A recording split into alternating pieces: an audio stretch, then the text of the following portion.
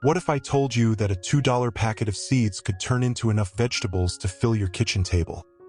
And you don't need a backyard, a greenhouse, or even a green thumb to do it. In the next 10 minutes, I'm going to show you exactly how, step by step. Hey, welcome back. If you're new here, this is the Garden Sage, the channel where we make growing your own food simple, even if you're starting from zero. A few years ago, I couldn't keep a houseplant alive longer than a month. Now, I start hundreds of seedlings indoors every single season, and most of them make it to harvest. The difference wasn't luck. It was learning a few simple rules that nobody tells beginners. So in this video, I'm walking you through everything, the exact supplies you need and the ones you can skip, which vegetables are easiest to start indoors, the step-by-step planting process, how to care for your seedlings so they don't die on you, and finally, how to get them ready to move outside. By the end of this video, you'll have everything you need to start your very first tray of seeds today. So let's get into it. If this helped you, hit subscribe so you don't miss next week's video. Right here on the Garden Sage, we're building a whole library to help you grow your own food. No matter how much space or experience you're starting with, drop a comment and tell me which vegetable you're planting first. Starting seeds indoors is one of the smartest moves a home gardener can make, and here's why. First, it gives you a massive head start on the growing season. Many vegetables, tomatoes, peppers, and eggplants especially, need 60 to 90 days just to mature. If you wait to plant them outdoors after the last frost, you might not get a harvest before fall. Starting indoors lets you plant 6 to 8 weeks early, so your seedlings are already strong and ready to go the moment the weather cooperates. Second, it saves you money. A single seed packet costs a couple of dollars and can produce dozens of plants, compared to buying individual starts from a nursery for $5 or $6 each. Third, you get full control. No unexpected frost. No birds eating your seeds. No soil-borne pests. You control the temperature, the moisture, and the light, which means healthier plants from day one. And honestly, there's something satisfying about watching a tiny seed become a plant that ends up on your dinner table. That process is where real gardening confidence comes from. Let's talk supplies, and I'm going to keep this realistic, not a shopping list designed to empty your wallet. At minimum, you need a container with drainage holes. This could be a seed tray or repurposed yogurt cups with holes poked in the bottom. Both work. Next, seed starting mix, not regular garden soil. Garden soil is too dense and can carry fungus that kills young seedlings. Seed starting mix is light, sterile, and lets roots breathe. For light, this is the part people underestimate. A sunny windowsill alone often isn't strong enough. A simple grow light, even an inexpensive LED strip, makes a noticeable difference in stronger, less leggy seedlings. Optional but helpful. A heat mat to speed up germination, a humidity dome to lock in moisture, and plant labels so you don't forget what you planted. Trust me, all seedlings look the same at first. You don't need to buy everything brand new. Repurposed containers work just as well as expensive kits. Start simple and upgrade later if you catch the gardening bug. Not all vegetables are equally beginner-friendly, so let's narrow it down. Tomatoes are a great starting point. They germinate reliably and grow quickly once they sprout. Peppers are similar, though they take a bit longer to germinate, so be patient. Lettuce and other leafy greens are some of the easiest vegetables you can grow. They germinate fast, don't need much space, and you can start harvesting leaves in just a few weeks. Herbs like basil are also excellent beginner choices. Forgiving, fast-growing, and useful in the kitchen almost immediately. Cucumbers and squash can be started indoors too, though they grow fast and dislike having their roots disturbed, so use larger containers from the start. One tip that saves a lot of guesswork: check your region's average last frost date, then count backward based on each seed packet's instructions. Most packets tell you exactly how many weeks before your last frost to start the seeds indoors.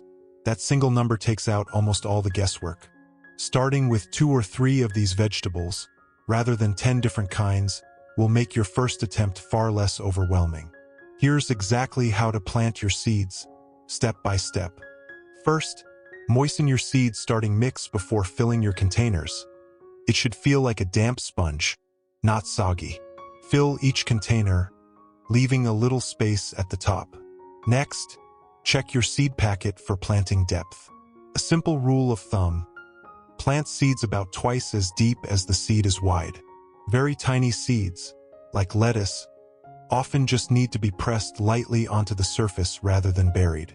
Cover the seeds lightly with mix, then label each container immediately. This step gets skipped more than any other, and it always causes confusion later. Water gently using a spray bottle so you don't displace the seeds or compact the soil. Place your containers somewhere warm.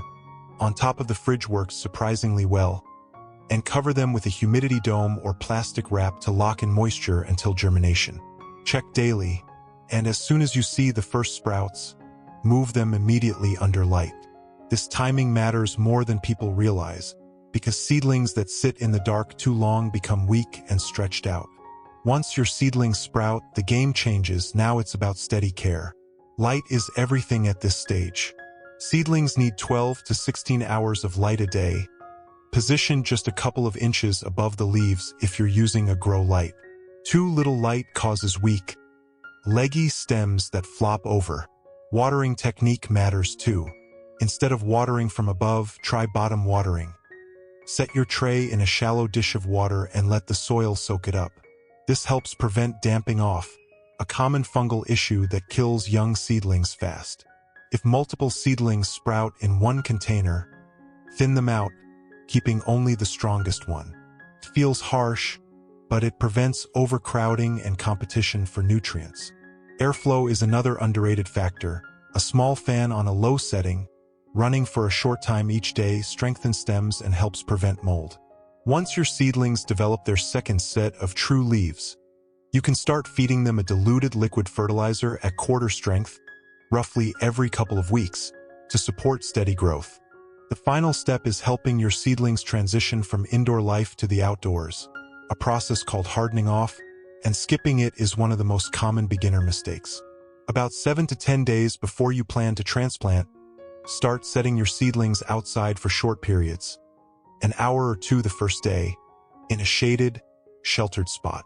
Gradually increase their time outside and their sun exposure each day. This process toughens the plant's cells and prepares it for wind, direct sun, and temperature swings it hasn't experienced indoors.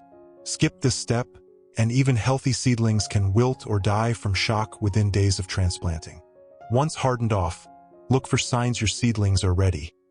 Sturdy stems, several sets of true leaves, and roots that are established but not overly root-bound. When transplanting, handle seedlings by their leaves, not their stems, and try to disturb the roots as little as possible. Plant in the early morning or evening to reduce transplant stress, and water thoroughly right after. So let's do a quick recap. Start with the right supplies: a container, seed starting mix, and good light. Choose beginner-friendly vegetables like tomatoes, lettuce, or basil. Plant at the right depth. Keep your seedlings warm and moist until they sprout. Then move them under light right away. Water from the bottom. Give them airflow, and don't skip hardening off before you transplant. That's really it. It's not complicated. It just takes a little patience and consistency. If this video helped you, do me a favor and hit subscribe right here on the Garden Sage. We're building a full library to help you grow your own food no matter how much space or experience you're starting with. I'd love to know, which vegetable are you starting first? Drop it in the comments. I read every single one. And if you want to keep pests and mold away from your seedlings naturally, next week's video covers exactly that. So make sure you're subscribed so you don't miss it. Thanks for watching, and I'll see you in the next one.